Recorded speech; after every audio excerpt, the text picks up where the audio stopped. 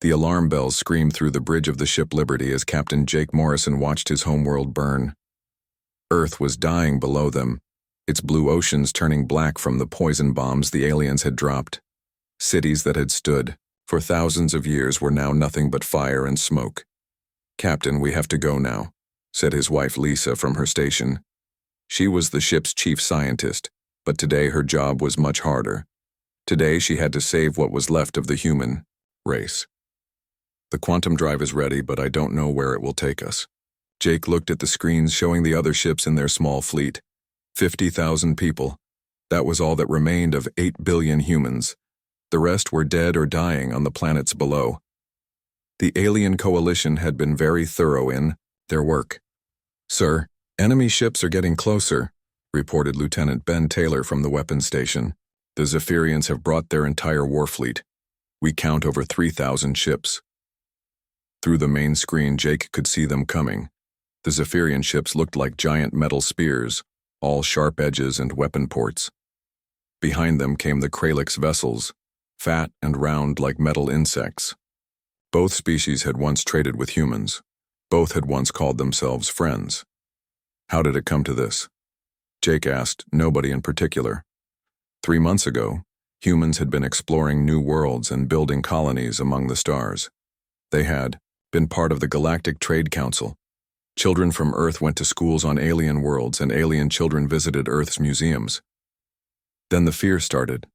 Other species began to worry about how fast humans were growing, how quickly they learned new things, how many babies they had. Humans were spreading across the galaxy faster than any species before them. The aliens called meetings. They made rules to slow human expansion. When humans kept growing anyway, they made more rules. "They're afraid of us," Lisa had said back. Then, "They think we'll take over everything."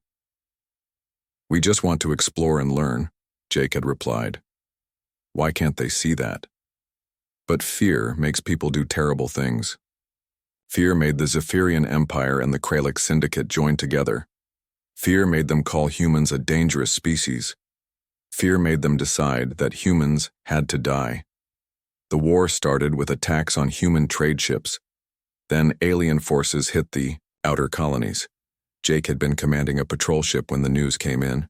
Colony after colony went silent. When rescue ships arrived, they found only empty buildings and mass graves. "Captain Morrison, this is Admiral Stone on the Defiance," came a voice over the radio. "My ship is taking heavy damage. We can't hold them much longer." Jake watched as the Defiance, one of their largest ships, exploded in a ball of fire. 3,000 more humans were gone, just like that. The alien coalition had weapons that could destroy entire cities with one shot. They had shields that bounced away human attacks like rain off glass. "Lisa, how much longer?" Jake asked. 2 more minutes, she replied, her fingers flying over her controls. "The quantum drive has never been tested with this many ships. I don't even know if it will work." "It has to work," Jake said. "It's our only chance." The quantum drive was Lisa's invention, something she had been working on in secret for years. It was supposed to let ships travel faster than anything ever built before, but it was also dangerous. The math said it might tear a hole in space itself. "Enemy ships are firing," shouted Ben. Red beams of energy shot past their ship. One of the smaller human vessels, the Hope, took a direct hit and began to spin out of control. Jake watched families die in the flash of alien weapons. Mothers and fathers and children who would never see home again. "That's it," Lisa announced. "The drive is ready." "All ships, this is Captain Morrison," Jake said into his radio. "Prepare for quantum jump. We don't know where we're going, but anywhere is better than here." "Wait," said Lieutenant Amy Foster from the communications station. "I'm getting a message from the planet. It's from the underground cities." Jake felt his heart stop. There were still humans alive down there, hiding in the deep shelters their grandparents had built during the old wars. Millions of people were trapped underground while poison rain fell from the sky. "We can't leave them," Jake said. "We can't save them either," Lisa replied, tears in her eyes. "If we go back, we all die. If we run, maybe some humans survive." It was the hardest choice anyone had ever had to make. Save the people below and lose everyone, or abandon them and save the ships. Jake looked at the screens showing Earth's burning cities. He thought about his brother who lived in Chicago, his parents who were probably dead in their home in California. "I'm sorry," he whispered to the planet below. Then louder, "All ships, jump now." Lisa pressed the button that activated the quantum drive. Space around them began to twist and bend in ways that hurt to look at. The stars stretched into long lines of light. The alien ships seemed to freeze in place as time itself went strange. High Commander Vextar of the Zephyrian fleet watched from his command ship as the human vessels began to fade away like ghosts. He was old, even for his species, and had lived through many wars, but he had never seen anything like this. "Where are they going?" asked his aide. "Nowhere," Vextar replied. "Their primitive science will kill them for us. The quantum energies will tear their ships apart." But the Zephyrian was wrong. As the human fleet disappeared completely, the space where they had been began to glow with strange light. For just a moment, Vextar could swear he heard something. Impossible. A human voice speaking across the void. "We will remember," the voice seemed to say. "We will return." Then the light faded, and the human ships were gone. Vextar ordered his fleet to search the area, but they found nothing. No wreckage, no bodies, no sign that 50,000 humans had ever been there. It was as if they had never existed at all. "Good," Vextar said. "The pest problem is solved." He turned his attention back to Earth, where the last underground cities were being bombed into silence. Soon, there would be no more humans anywhere in the galaxy. The dangerous species would be extinct, and the other races could live in peace. But deep in the twisted space between dimensions, the human fleet flew on through darkness toward an unknown destiny. In the medical bay of the Liberty, Lisa worked to preserve samples of human DNA and recordings of human history. If they were going to die in this strange place between worlds, at least someone might find proof that humans had once existed. Jake stood on the bridge and watched the impossible colors of folded space flow past their ship. Somewhere behind them, in normal space, their species was dying. Somewhere ahead in the darkness lay either salvation or death. "How long until we know if this worked?" he asked Lisa. "We'll know when we get there," she replied. "Wherever there is." Dr. Karen Wright walked through the gardens of New Terra, breathing air that smelled like the earth her great-grandmother had described in old stories. 300 years had passed since the human fleet had escaped into this strange place between worlds, but Karen had never seen the blue skies of home. The quantum fold dimension was nothing like normal space. Here, a massive hollow asteroid drifted in an ocean of purple energy that gave off light without heat. The asteroid was now home to most of the 50,000 survivors and their children. Cities had been carved into its walls. Farms grew under. Artificial suns and laboratories worked day and night to keep humanity alive. "The genetic banks are stable," reported Dr. Sam Brooks, walking beside Karen through the gardens. "We've managed to preserve DNA samples from over 2 million humans. When we're ready, we can bring our people back." Karen nodded, but her mind was on bigger problems. The quantum fold dimension was slowly falling apart. The purple energy that kept them alive was getting weaker each year. Their scientists estimated they had maybe 50 more years before this pocket of twisted space collapsed completely. "Any word from the Retribution?" Karen asked. "Commander Stone reports that training is going well," Sam replied. "The new soldiers are incredible. They're faster and stronger than the old humans, and they work perfectly with our quantum technology." Across the asteroid in the military section, Commander Alex Stone watched his troops practice combat drills. These weren't the same humans who had fled Earth 3 centuries ago. Living in the quantum dimension had changed them. Their reflexes were quicker, their minds sharper, and their bodies could handle technology that would have killed their ancestors. "Squad. Leader, report," Alex called out to Sergeant Lisa Carter. "Sir, the new battlesuits are working perfectly," Lisa replied. She was wearing armor that seemed to be made of liquid metal, flowing and changing shape as she moved. "The quantum processors let us phase in and out of normal space. We can appear anywhere, strike fast, and disappear before the enemy knows what hit them." Alex smiled grimly. For 300 years, the survivors had done more than just stay alive. They had planned, they had prepared, and they had remembered every single human world that had burned. What about the ships? Alex asked Lieutenant Ben Taylor, the grandson of the man who had served on the Liberty during the escape. The new fleet is ready, sir, Ben reported. We've built ships using dark matter engines and quantum phase drives. They don't follow the old rules of physics. We can hit targets from folded space and be gone before they can fire back. The human military was small compared to what they had lost, but it was powerful in ways the galaxy had never seen. Every soldier carried weapons that borrowed energy from the quantum dimension itself. Every ship could appear and disappear like ghosts. Every plan had been tested and perfected over centuries of preparation. In the government center of New Terra, President Nick Carter sat in his office, reading reports from all over their hidden world. He was the great-great-grandson of a farmer from Kansas who had been lucky enough to get on one of the escape ships. Now he led all of humanity. The time is coming, he said to his advisor, Secretary of Defense Mary White. The dimension is collapsing. We have to go back to normal space. Soon. Are we ready? Mary asked. Nick looked at the walls of his office, covered with pictures and documents from the old Earth. Names of every human colony that had been destroyed.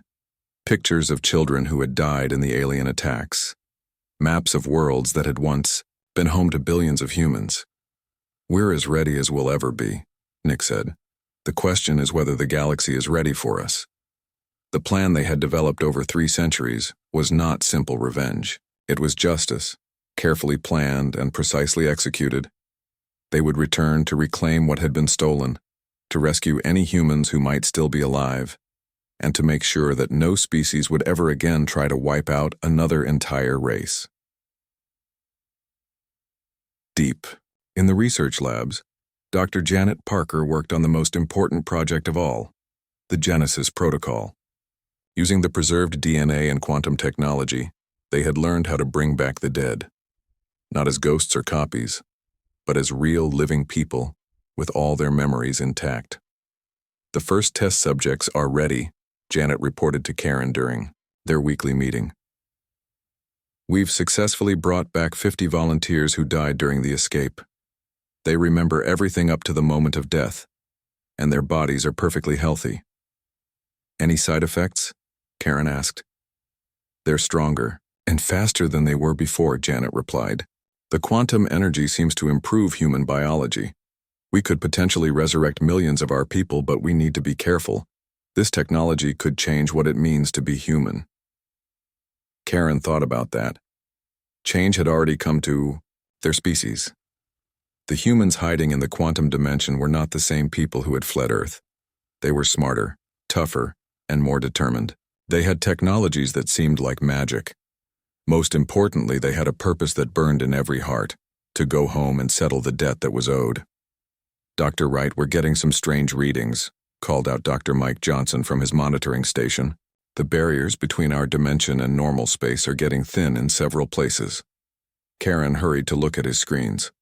She could see cracks in the fabric of their hidden world, places where normal space was bleeding through. Through these cracks, they could sometimes glimpse the galaxy they had left behind. Can we see what's happening out there? Karen asked. Mike adjusted his instruments and suddenly the screens showed stars and planets in normal space. But something was wrong. The galaxy looked different. There were fewer ships moving between the stars and many worlds showed signs of war and decay. It looks like the aliens have been fighting each other, Mike observed. Without humans to unite. Against the coalition fell apart. Good, said a voice behind them. They turned to see Commander Stone entering the lab. That will make our job easier. Karen looked at the tough military commander. How much easier? Our scouts report that the Zephyrian Empire has split into 3 smaller kingdoms, Alex replied. The Kralix Syndicate has been fighting a civil war for 200 years. Most of the species that helped destroy us are now too busy fighting each other to work together. And the human worlds? Karen asked, though she feared the answer. Alex's face grew dark. Still occupied, still being strip-mined, and Karen, there are still humans alive on some of them. They're slaves, and most don't even remember that they used to be free. Karen felt anger burn in her chest. Not just anger, rage that had been building for 3 centuries. The aliens hadn't just tried to kill humanity. They had stolen human children and turned them into slaves who didn't even know their own history. Then we go back, she said simply. We go back and we remind them who we are. The dimension won't last much longer, Alex warned. Once we leave, we can never return to this place. We won't need to, Karen replied, looking at the screens showing their lost worlds. We're going home. She thought about all the humans who had died during the escape, all the children who had never seen a real sun, all the dreams that had been crushed by alien fear and hatred. But she also thought about the incredible things they had built in exile, the technologies they had developed, and the strength they had found in the darkness. Send word to President Carter, Karen said. Tell him it's time. Time to remind the galaxy that humans keep their promises, and we promise to come back. Admiral Rexcor of the Zephyrian Third Fleet was having the worst day of his long life. For the past week, his ships had been experiencing impossible malfunctions. Navigation systems pointed to stars that didn't exist. Weapons fired at empty space. Communications picked up signals from dead worlds. Sir, it's happening again, reported his communications officer. We're getting a transmission from Zeph Prime, but it's not our people sending it. Rexcor listened as strange voices filled his bridge, speaking in the ancient human language that hadn't been heard in the galaxy for 3,000 years. The voices were reading names, human names, and coordinates of worlds that had once belonged to the extinct species. This is impossible, muttered Dr. Claxam, the fleet's chief scientist. Humans have been dead for 3 millennia. There must be some natural explanation for these phantom signals. But Rexcor wasn't so sure. His grandfather had fought in the Great Purge, and the old stories spoke of human stubbornness, of their refusal to accept defeat even when facing impossible odds. Could they somehow have survived? Far across the galaxy, on the world now called Zeph Prime, Lieutenant Amy Foster crouched in the shadows of what had once been New Boston's City Hall. The planet had been humanity's 3rd colony, home to 12 million people before the Purge. Now it was the administrative center of a Zephyrian mining operation. Amy's battlesuit made her nearly invisible as she moved through the ruins of her ancestors' city. The quantum technology let her phase partly out of normal space, becoming like a ghost that could see but not be seen. What she discovered made her sick with rage. The Zephyrians hadn't just killed the humans on this world. They had kept some alive, using human genetic material to create slave soldiers. In the labor camps outside the city, Amy could see thousands of beings that looked almost human, but moved like broken toys. Their eyes were empty, their spirits crushed by centuries of servitude. Base, this is Ghost 1, Amy whispered into her communicator. The intelligence reports were right. There are human descendants here, but they don't know what they are. Copy that, Ghost 1, came the reply from Commander Stone aboard the stealth ship Vengeance. Document everything. We'll need evidence for the trials. Amy moved closer to the camps, her heart breaking as she watched children who carried human DNA but had never heard of Earth. They wore collars that shocked them if they moved too slowly. They ate food that was barely fit for animals. They had numbers instead of names. One of the children, a girl who couldn't have been more than 10 years old, looked up as Amy passed. For just a moment, their eyes met, and Amy saw something impossible. Recognition. The child's face showed confusion, as if she was seeing something in Amy that she remembered from dreams. Amy wanted to save them all right then, but that wasn't the plan. The plan required patience, precision, and perfect timing. She took pictures, recorded conversations, and gathered proof of crimes that had been committed against humanity for thousands of years. Meanwhile, in the Kralik sector, Captain Ben Taylor led a different kind of mission. His ship, the Phantom, was testing humanity's new weapons on automated mining stations. The dark matter cannons could punch through any known shield, and the quantum torpedoes exploded in dimensions that alien science couldn't detect or defend against. Target destroyed, reported his weapons officer. The station didn't even have time to send a distress signal. Good, Ben replied. Mark another one off the list. But the real test came 3 days later, when the Phantom encountered a Krellix patrol fleet. 5 enemy warships surrounded the single human vessel, demanding surrender. This is Fleet Commander Ziktar of the Krellix Syndicate, came the alien transmission. You are in violation of territorial space. Surrender immediately or be destroyed. Ben smiled coldly.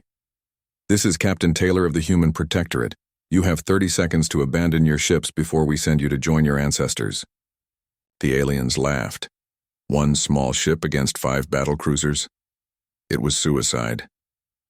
But when the shooting started, the Krellix discovered that their weapons couldn't hit what wasn't entirely there. The Phantom phased in and out of normal space, appearing long enough to fire its impossible weapons and disappearing before return fire could reach it. In 12 minutes, all 5 alien ships were drifting wreckage. Send the message, Ben ordered. Across Krellix space, every communication device received the same transmission, a simple message in perfect Krellix language. We remember. We have returned. You have 30 days to evacuate all human worlds. The message included something else. A complete list of every human colony that had ever existed, every world that had been stolen, every crime that had been committed during the Purge 3,000 years ago. Dr. Klaxam studied the transmission with growing fear. The technology behind it was impossible. The human ships moved in ways that violated known physics. The weapons used energy sources that shouldn't exist. Admiral, I think we need to consider the possibility that some humans actually survived, he told Rexcorp. Impossible, Rexcorp replied. My grandfather watched their fleet disappear into quantum space. Nothing could survive that. Then how do you explain this? Klaxam played back recordings of the human attacks, ships that appeared from nowhere, weapons that fired from folded space, technology that made the galaxy's most advanced fleets look like toys. Rexcorp watched the recordings with growing dread. These weren't the desperate refugees his grandfather had chased into the void. These were warriors with technology that seemed almost magical. Worse, they fought with the cold precision of beings who had spent centuries planning their revenge. The first major battle came at Proxima Station, built on the ruins of humanity's first interstellar colony. The station was massive, housing 50,000 Zephyrian troops and serving as the main training center for their military. Captain Jake Morrison, Jr., great-grandson of the captain who had led the original escape, commanded the human strike force. 3 ships against an entire space fortress. It should have been a slaughter. All ships, remember why we're here? Jake said over the communication channel. Every human who died on this world is watching us today. The human ships didn't attack the station directly. Instead, they phase-shifted into the quantum dimension and appeared inside the station's shields. The Zephyrians had built their defenses to keep enemies out, not to stop attackers who could appear anywhere. What followed wasn't really a battle. It was a demonstration. Human soldiers in quantum battlesuits moved through the station like ghosts, appearing just long enough to disable weapons and rescue the human slaves kept in the lower levels. The station's defenders found themselves fighting enemies who could walk through walls and disappear at will. But the humans did something that shocked the galaxy. Instead of killing everyone, they evacuated the Zephyrian personnel to escape pods before destroying the station. As the massive fortress exploded, a single message broadcast on all frequencies. We remember.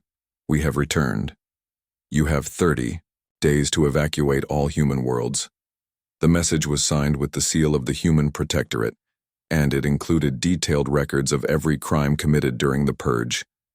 Names, dates, locations. 3,000 years of evidence that humanity had been keeping track of every injustice. Across the galaxy, species that had participated in the Purge began to panic. The humans were back. They had impossible technology, and they clearly remembered everything that had been done to them. But the most terrifying part wasn't the weapons or the technology. It was the cold, methodical way the humans operated. They weren't attacking randomly or out of blind rage. Every strike was calculated, every target carefully chosen. They were following a plan that had been 3,000 years in the making. The age of human extinction was over. The age of human justice had begun. The battle for Earth began at dawn on the 31st day. High Commander Vextar, now ancient but still alive through life extension technology, stood on the bridge of his flagship, watching 3,000 coalition ships prepare to defend the dead world that had once been humanity's home. Earth was no longer blue and green. The aliens had strip-mined its mountains, poisoned its oceans, and turned its surface into one giant military training ground. Where New York had once stood, there was now the Galactic War Academy. Where London had been, alien officers learned how to crush rebellions on other worlds. "They're fools to come here," Vextar told his aide. "This is the most heavily defended system in the galaxy. 30 human ships against our entire fleet? They'll die just like their ancestors did." But Admiral Kate Miller, commanding the human fleet from her flagship Resurrection, wasn't planning to fight the old way. As her 30 ships approached Earth, they began to fade in and out of normal space like flickering stars. "All ships, remember? The plan," Kate broadcast to her fleet. "We're not here to conquer. We're here to take back what was always ours." The first phase of the battle was unlike anything the galaxy had ever seen.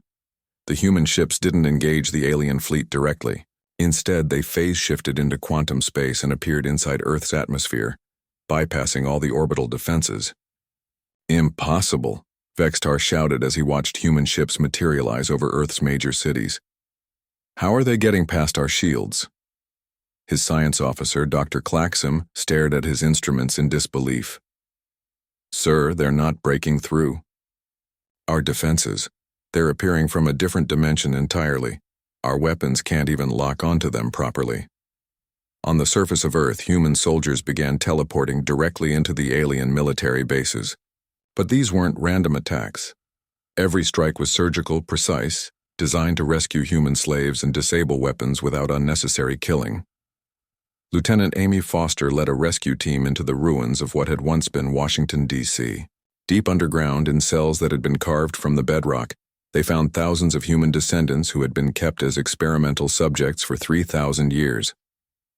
"You're safe now," Amy told a group of frightened children as her team cut through their chains. "We've come to take you home." One of the children, a boy with scars covering his arms, looked up at her with wonder. "Home? What's home?" Amy's heart broke. These children had never known freedom, had never seen a sky that wasn't filled with alien ships. They didn't even know they were human. "Home is where you belong," Amy said gently. "And you belong with us." Above them, the space battle raged in ways that defied physics. The human ships moved through folded space, appearing behind enemy vessels and disappearing before return fire could reach them. Their dark matter weapons punched through alien shields like they were made of paper. But the most terrifying weapon in the human arsenal wasn't technology, it was knowledge. For 3,000 years, humanity had studied their enemies. They knew every weakness, every fear, every tactical doctrine the aliens used. "Sir, we're losing ships faster than we can count them," reported Vextar's tactical officer. "The humans seem to know exactly where to hit us." "Impossible," Vextar repeated, but his confidence was cracking. "They've been gone for 3 millennia. How can they know our current tactics?" The answer came from Dr. Claxam, who had been monitoring human communications. "Sir, I think they've been watching us. All this time they've been studying us from their hidden dimension." General Tom Brooks, leading the main human assault force, proved that theory correct. His ships targeted the coalition fleet's command vessels with surgical precision, hitting exactly the right spots to disable them without destroying them completely. "We want prisoners, not corpses," Tom reminded his captains. "These beings are going to stand trial for genocide." The turning point came when President Nick Carter himself arrived on Earth. But he didn't come in a ship. He simply appeared on the bridge of Vextar's flagship, teleporting through quantum space as if the most powerful warship in the galaxy had no defenses at all. Vextar found himself face to face with a human for the first time in 3,000 years. Nick looked older than his years, carrying the weight of his species' suffering in his eyes. But he also carried something else, absolute certainty that justice would be done. "High Commander Vextar," Nick said calmly, "you are under arrest for crimes against sapient species, including genocide, slavery, and the systematic destruction of human civilization. Vextar reached for his weapon but found his hand wouldn't move. The quantum field around Nick held him frozen in place. "You were dead," Vextar whispered. "We killed all of you." "You tried," Nick replied. "But humans are harder to kill than you thought. We survived. We grew stronger, and we remembered every single crime you committed against us." Around them the battle was ending. The Coalition fleet, unable to fight enemies who could attack from folded space, began to surrender. Many alien commanders, realizing they were facing technology beyond their understanding, chose to negotiate rather than die pointlessly. But not all the aliens gave up. The Kralik Syndicate's remaining forces made a final, desperate attack on the human fleet. They launched every weapon they had, including planet-killer bombs meant to destroy Earth completely. "If we can't have this world, no one can," broadcast the Kralik's fleet commander. The human response was swift and terrible. Admiral Kate Miller activated the Genesis protocol, and suddenly the space around Earth filled with ships that shouldn't exist. Vessels that had been destroyed in battles centuries ago, crewed by humans who had died but were now somehow alive again. The resurrected human fleet moved with perfect coordination, intercepting every Kralik's weapon and destroying them, harmlessly in space. The sight of dead humans returning to fight for their world broke the alien coalition's will to continue. "Surrender now," Kate broadcast to the remaining enemy ships, "or face the entire human race, including everyone you thought you had killed." The surrender came quickly after that. Across the galaxy, alien forces laid down their weapons rather than face humanity's impossible technology and their army of the resurrected. In the months that followed, Earth began to heal. Human scientists used quantum technology to clean the poisoned oceans and regrow the dead forests. The descendants of human slaves were brought home and taught about their real history. And in courts that blended human law with galactic justice, the architects of genocide faced judgment. Vextar, now imprisoned in a cell made of quantum energy, spent his final years writing confessions, not because he was forced to, but because he finally understood the magnitude of what he had done. He had tried to destroy a species that refused to be destroyed, and in doing so, he had created something far more dangerous than the humans had ever been before. "We were afraid they would conquer the galaxy," he wrote. "Instead, we taught them how to do it. But humanity didn't conquer, they restored. Human colonies were rebuilt, but alien species were allowed to keep worlds they had settled peacefully. The human protectorate became a guardian force, ensuring that no species would ever again face the systematic extinction that humanity had survived." Children played in the rebuilt parks of New York, while overhead, human ships maintained their eternal watch.